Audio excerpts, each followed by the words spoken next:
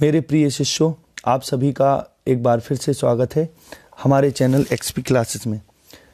आज का वीडियो संध्या सुंदरी नामक एक कविता है जो सूर्यकांत त्रिपाठी निराला द्वारा रचित है। इस कविता में कवि ने संध्या को एक सुंदरी की उपमा दी है। उपमा क्या रूपक दिया है, ये कहें कि संध्या को सुंदरी के रूप में, यानी सांझ के समय को एक स्त्री, एक सुंदरी के रूप में इन्होंने अभिव्यक्त किया है। तो कवि ने इसमें खड़ी बोली का प्रयोग करते हुए चित्रात्मक एवं वर्णनात्मक शैली का प्रयोग किया है। तो चलिए शुरू करते हैं सीधा कविता से, अधिक समय ना लेते हुए। दिवसावसान का समय, मेघमय आसमान से उतर रही है वह संध्या सुंदरी परी सी धीरे धीरे धीरे। कि कवि कहते हैं दिवसावसान का समय। दिवसावसान माने दिवस का अंतिम अंत यानी संध्या। कि दिवस का अंत यानी सांझ का जो समय हो जाता है उसको दिवसावसान बोलते हैं। का समय, मेघमय यानी मेघमय, मेघों से लदी हुई, मेघों से युक्त, आसमान से उतर रही है वह संध्या सुंदरी परी सी धीरे धीरे। कि आकाश से संध्या रूपी सुंदरी धीरे धीरे, उस आकाश से जो बादलों से युक्त है, मेघमय है, धीरे धीरे संध्या रूपी सुंदरी परी के समान धीरे धीरे उतरती चली आ रही आकाश से। तिमिरांचल में, यानी सांझ का समय हो रहा है, तिमिरांचल में चंचलता का नहीं कहीं आभास, मधुर मधुर हैं दोनों उसके अधर, किंतु जरा गंभीर नहीं है उसमें हास्य विलास। कि कवि कहते हैं तिमिरांचल अर्थात तिमिर माने होता अंधेरा, अंधेरे के आंचल में चंचलता का नहीं कहीं आभास। कि अंधेरे के आंचल में चंचलता का कहीं भी कोई आभास नहीं, अर्थात पूरी प्रकृति में एक शांति व्याप्त है, कोई चंचलता है नहीं, अंधेरा छा रहा है, सांझ हो रही है, सूर्य अस्त हो गया है। मधुर मधुर हैं दोनों उसके अधर, अधर माने ओंठ, कि उसकी जो दोनों ओंठ है वो बड़े मधुर मधुर हैं, बहुत प्यारे हैं। किंतु जरा गंभीर, किंतु उसमें गंभीरता है, उनमें नहीं है, उनमें हास विलास, कि उसमें हास विलास यानी हास और आनंद नहीं है, बड़े गंभीर उसके ओंठ हैं। हंसता है तो केवल एक तारा, गुथा हुआ उन घुंघराले काले काले बालों से, हृदय राज्य की रानी का वह करता है अभिषेक। कि कवि कहते हैं हंसता है तो केवल एक तारा, कि उसके ओंठों में, संध्या नामक जो सुंदरी है उसके ओंठों में कोई भी हास विलास नहीं है, गंभीरता है। अगर कहीं कोई हंसी है तो एक तारा है जो उसके काले काले बालों में, घुंघराले काले काले बालों में, यानी यहाँ कवि ने संध्या को सुंदरी कहा है तो उसके घुंघराले बालों में बताया कि एक तारा है जो गुथा हुआ है, जो हृदय की राज्य की रानी का, अर्थात हृदय राज्य की रानी यानी संध्या सुंदरी। संध्या सुंदरी को यहाँ हृदय राज्य की रानी कहा। उसका अभिषेक कर रहा है वो तारा, अर्थात एक ही तारा है जो चमक रहा है। ऐसे लग रहा है जैसे उसके बालों में चमक रहा हो और उसका अभिषेक कर रहा हो, यानी राज तिलक कर रहा हो। तो एक बार फिर से देखें, दिवसावसान का समय। कि दिवसावसान यानी दिन के अंत का समय, मेघमय आसमान से उतर रही है वह संध्या सुंदरी परी से धीरे धीरे।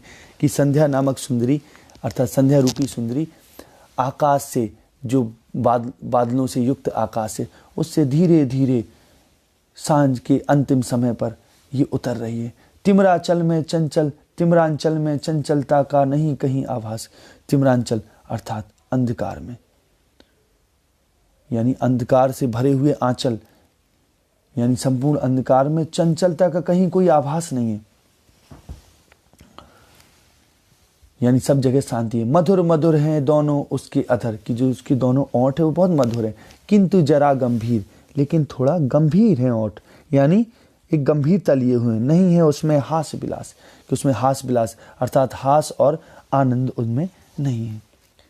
हंसता है तो केवल एक तारा, कि अगर कहीं कोई हंसी है तो एक तारा चमक रहा है जो हंस रहा है अपने प्रकाश में।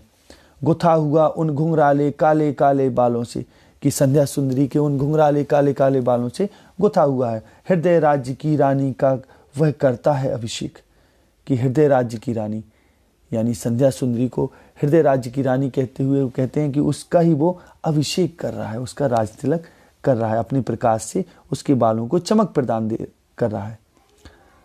अलसता की सी लता किंतु कोमलता की वह कली, सखी नीरवता के कंधे पर डाले बाहें, छाह सी अंबर पथ से चली। कि कवि कहते हैं जो ये संध्या सुंदरी है ना, वो अलसता अर्थात आलस्य की एक लता के समान दिख रही है, किंतु कोमलता की वह कली, लेकिन फिर भी उसमें कोमलता है, अर्थात वह आलस्य लिए हुए भी एक कोमलता का गुण उसमें विद्यमान है। सखी नीरवता के कंधे पर, अब संध्या सुंदरी की सखी को, नीरवता को, या नीरवता माने होता है ध्वनि रहित अवस्था, कि ध्वनि रहित जो वातावरण है उसको, नीरवता को संध्या सुंदरी की सखी बताता है कवि। वो क्या कहता है, सखी नीरवता के कंधे पर बाहें डाले, और वो संध्या सुंदरी यानी जैसे जैसे सांझ हो रही तो संध्या सुंदरी नीरवता के कंधे पर, अपनी सखी नीरवता के कंधे पर बाहें डालकर छाया सी, छाया के समान अंबर पथ से चली, अर्थात अंबर आकाश के पथ से, मार्ग से चली आ रही, उसके कंधे पर बाहें डालते हुए। कहने का तात्पर्य है कि संध्या सुंदरी कोमल कली के समान खिली, नीरवता के कंधे पर बाहें डालकर छाया के समान अंबर यानी अंबर पथ यानी आकाश मार्ग से उतरती चली आ रही है। नहीं बजती उसके हाथों में कोई बीड़ा, और उसके हाथों में कोई वीणा नहीं है, अर्थात कोई संगीत का माध्यम भी नहीं है। नहीं होता कोई अनुराग राग आलाप, आलाप माने संगीत, और ना ही प्रेम के संगीत का आलाप सुनाई पड़ता है उससे। कोई अनुराग माने प्रेम, राग माने अनुराग राग, प्रेम रूपी राग का कोई आलाप, कोई संगीत भी नहीं सुनाई देता। नुपुरों में भी रुंझुन रुंझुन नहीं, कि उसके नुपुर भी कोई झनकृत नहीं हो रहे, उनमें भी रुंझुन रुंझुन ध्वनि नहीं निकल रही। सिर्फ एक अव्यक्त शब्द सा, केवल एक अव्यक्त शब्द, ऐसा शब्द जिसको व्यक्त ना किया जा सके, अस्फुट। चुप चुप चुप है गूंज रहा सब कहीं, कि अगर कोई ध्वनि हो रही है उस सांझ के समय तो केवल एक ही ध्वनि हो रही है, और वो वास्तव में कोई ध्वनि नहीं है, वो एक शांति की चुप चुप की ध्वनि है, जो बिना ध्वनि की ध्वनि है, यानी अत्यंत नीरवता व्याप्त है। सब जगह नीरवता का ही साम्राज्य व्याप्त है। आगे देखते हैं। व्योम मंडल में जगती तल में, सोती शांत सरोवर पर उस अमल कमलिनी दल में, सौंदर्य गर्विता के अति विस्तृत वक्षस्थल में, धीर वीर गंभीर शिखर पर हिमगिरी अटल अचल में, उत्ताल तरंगा घात प्रलय घन गर्जन जलधि प्रबल में, क्षिति में जल में नभ में अनिल अनल में, सिर्फ एक अव्यक्त शब्द सा चुप चुप चुप है गूंज रहा सब कहीं। कि कवि कहता है कि जो नीरवता का साम्राज्य है, जो चुप का जो अव्यक्त शब्द है, वो पूरे व्योम मंडल में जगती तल में, यानी पूरे व्योम मंडल आकाश में व्याप्त है, जगती तल में पूरे जगत में व्याप्त है, यानी धरती पर, जगती तल माने धरती, जगत में व्याप्त है। सोती शांत सरोवर पर उस अमल कमल नीली दल में, कि जो संध्या सुंदरी है अपनी नीरवता के साथ, नीरवता सखी के साथ, कि वो सो रही, सोती शांत सरोवर, कि जो शांत सरोवर है, कि संध्या नामक सुंदरी की धरती पर शांत सरोवर में, और जो उस अमल कमलनी दल में, अमल जिसमें कोई मल ना हो, यानी स्वच्छ, जो कमलनी दल यानी कमलनी का जो पत्ती होती है, जो उसके दल होते हैं उनमें, यानी सब जगह शांत सरोवर में, कमल दल में, सब जगह शांति व्याप्त है। यानी कहने का मतलब सब जगह संध्या का ही साम्राज्य है, नीरवता का ही साम्राज्य है।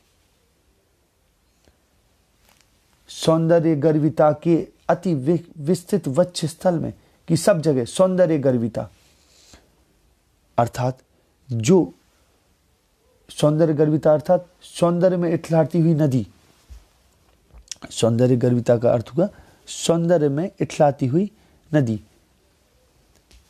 यानी नदी ही माने अपने सौंदर्य के मान में इठलाती नदी के विस्तृत वक्ष स्थल में, यानी छाती में, धीर वीर गंभीर शिखर पर, जो धैर्यवान, वीर और गंभीर शिखर पर, यानी धीर वीर गंभीर मुद्रा में रहने वाले जो पर्वत के शिखर हैं उन पर, हिमगिरी अटल अचल में, और वे हिमगिरी वो पर्वत से ढके हुए पर्वत, यानी बर्फ से, हिम माने बर्फ, बर्फ से ढके हुए पर्वत जो अटल हैं, अचल हैं, चलते नहीं हैं, स्थिर हैं, उनमें उत्ताल यानी ऊंचे, तरंगा घात, तरंग के घात लिए हुए, यानी लहरते हुए, यानी तरंगों से पूर्ण समुद्र में, प्रलय घन गर्जन जलधि प्रबल में, कि प्रबल रूप से, जलधि माने समुद्र, जो प्रलय रूपी घन बादलों की गर्जन लिए हुए हैं उनमें, यानी सब जगह नीरवता व्याप्त है,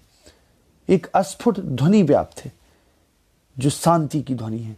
सब जगह सौंदर्य से युक्त संध्या सुंदरी का ही साम्राज्य इन सब जगह, क्षिति में, क्षितिज में, जल में, नभ में, अनिल माने वायु में, अनल अग्नि में, सिर्फ एक अव्यक्त शब्द सा चुप चुप चुप है गूंज रहा सब कहीं। कि कभी कह रहा है सब जगह संध्या सुंदरी ने पूरे वातावरण की अनुकूलता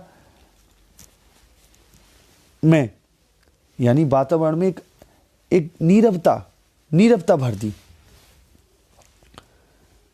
सब जगह व्योम मंडल में, जगती तल में, सब जगह सरोवर में, कमल दल में, सौंदर्य गर्विता के विस्तृत वक्षस्थल में, गंभीर शिखरों में, हिमगिरी अचल, वे पर्वत जो अचल हैं उनमें, समुद्र की यानी लहरें मारते हुए समुद्र में, पृथ्वी में, विपुल जलराशि में, सब जगह केवल एक शांतिमय वातावरण। चुपचाप आती हुई संध्या सुंदरी ने वातावरण की अनुकूलता की रक्षा में गांभीर्य और नीरवता के जीना पर्दा डाल दिया है। यानी ये कह सकते हैं हम कि संध्या सुंदरी ने संपूर्ण वातावरण को नीरवता से भर दिया। नीरवता अर्थात नीरव, बिना रव यानी बिना ध्वनि का, यानी सब जगह शांति का माहौल है, वातावरण है। और क्या है? कुछ नहीं। कि कवि कह रहा है अब इसके अलावा क्या है? कुछ नहीं। यानी सब जगह यही तो है, केवल शांति छाई हुई है। सब चुप चुप के अतिरिक्त अन्य कुछ शब्द ही नहीं है, कुछ है ही नहीं। मदिरा की वह नदी बहाती आती, थके हुए जीवों को वह सह स्नेह प्याला एक पिलाती। कि संध्या सुंदरी जब आती है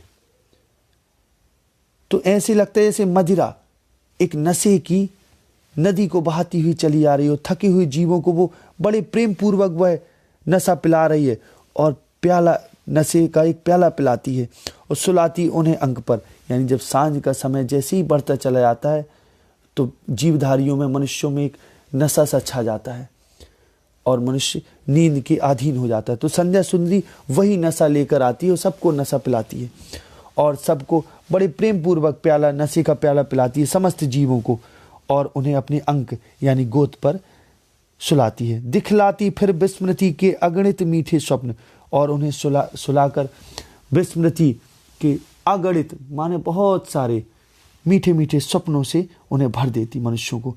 अर्धरात्रि की निश्चलता में हो जाती जब लीन, और वो अर्धरात्रि यानी मध्य रात्रि की निश्चलता, जिस समय वातावरण बिल्कुल निश्चल हो जाता है, शांत हो जाता है, उसमें जब वो लीन हो जाती है, कवि का बढ़ जाता है अनुराग। तो कवि के मन में भी अनुराग बढ़ जाता है, उसका हृदय भी अनुराग प्रेम से भर जाता है। उसे भी अपनी प्रिया की स्मृति आने लगती, अर्थात अपनी प्रेमिका की स्मृति आने लगती है। बिरहाकुल कमनीय कंठ से, और वो बिरह आकुल यानी बिरह से व्याकुल हो जाता है, और कमनीय कंठ से यानी अपने सुंदर कंठ से आप निकल पड़ता तब एक बिहाग, और अचानक उसके मुख से अपने आप ही फिर एक बिहाग, यानी जो अर्धरात्रि के बाद जो राग गाया जाता है उसको बिहाग बोलते, वो अचानक ही उसके मुख से निकल पड़ता है। तो इस तरीके से ये कविता भी समाप्त होती है। आशा है आपको ये कविता बहुत पसंद आई होगी, तो इसको लाइक ज़रूर करें, साथ ही साथ इसको शेयर भी करें ताकि अन्य स्टूडेंट भी इसका फ़ायदा उठा सकें। आगे वीडियो में अगली कविता के साथ मिलते हैं, तब तक के लिए नमस्कार। जय हिंद, जय भारत, वंदे मातरम।